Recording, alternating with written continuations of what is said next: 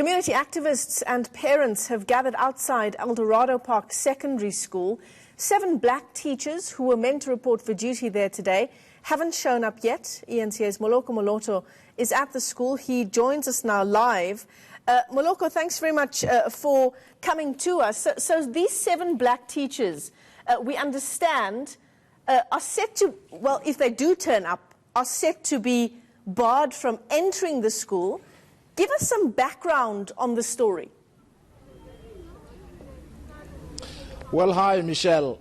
When we got here this morning, we went to speak to, and we spoke to some of the members of the SGB, including Mr. Victor I beg your pardon, I forgot his name. His name, though, is Victor. And they told us that these 7 teachers, in November 2017, they decided to no longer come to work, and they decided to go and report at the district office. And this was after they made allegations, for instance, of racism against the school principal. They also claimed that there was a teacher who was employed without following procedure. They also claimed that the school principal at some point was brandishing a knife, threatening to stab them. Now, all those allegations were investigated by an investigator who was appointed by the Department of Education in the province, and I was informed, in fact, I was just handed over that report that apparently cleared the school principal, but I am yet to go through the contents of that report. So, what then happened was that on Friday, the district director of the Department of Education wrote a letter to the principal that since he has also been cleared, now he had to accept the 2 teachers back at school. Remember, these teachers had not been reporting for duty at the school for nearly 12 months, if not 13 months. Now, yesterday, the teachers, the community members, as well as the parents, decided to hold a meeting wherein they decided that these teachers will not be allowed back at the school. They no longer want them back here because they believe they brought the school into disrepute. Now, Moloko, if we look back on the history on not only this story, but similar stories in communities like Eldorado Park, there have been several instances where parents have shunned black teachers in their community. I'm just looking at one particular story at Klipspruit West Secondary School where a similar issue had emerged, where that school also didn't want black teachers there. What is behind this kind of trend, do you think? Well, some of the SGB members told me that particularly here at Eldorado Park, all these 7 teachers are members of union, Teachers Union SATU, and there is a belief that actually they are rebelling against the school principal, who is not a member of SATU. And there's that general belief that members of SATU want to always have school principals who are appointed in schools to come from the union. Of course, the union has previously dismissed those allegations to say that they don't even appoint the school principals. Now, at this particular school, what has happened was that when the principal was cleared, there was just one charge that remained, which apparently the investigation found that the principal needed to taken through a disciplinary hearing, which was the brandishing of the knife. Now, a disciplinary hearing which happened separately from the investigation, also we are informed by the SGB, cleared the school principal. Now, this morning, the teachers did not show up. The 7 teachers did not show up.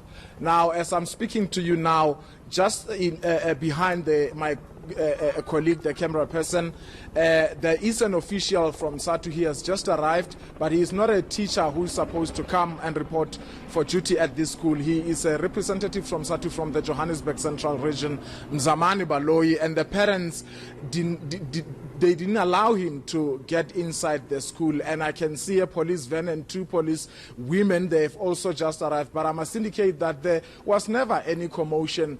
The parents who were gathered here did not even disrupt when the peoples were walking into the school. So there was never any drama, I must point out.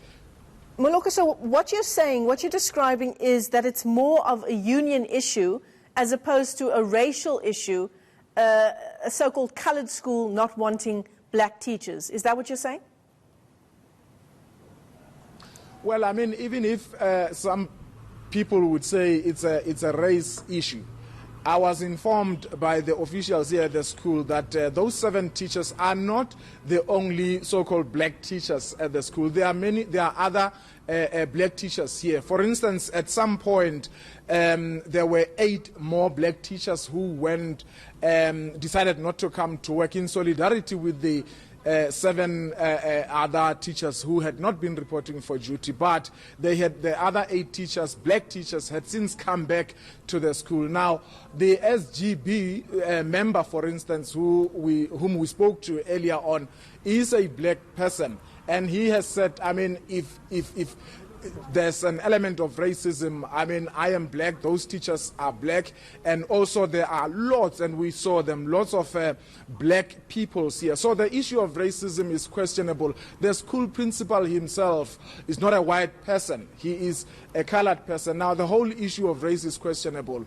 The issue of the union, the interesting part is that all the 7 teachers who are not coming to work are members of SATU, and the school principal is not a member of SATU. And the accusation by some of the SGB members has always been that these SATU teachers do not want to take instructions from principals who is not a member of SATU. So, Moloko, these are 7 teachers that have been out of work, that haven't been to class for over 12 months. In a country where we're faced with teacher shortages on a daily basis, this must have had an effect on schooling, teaching and learning at the school.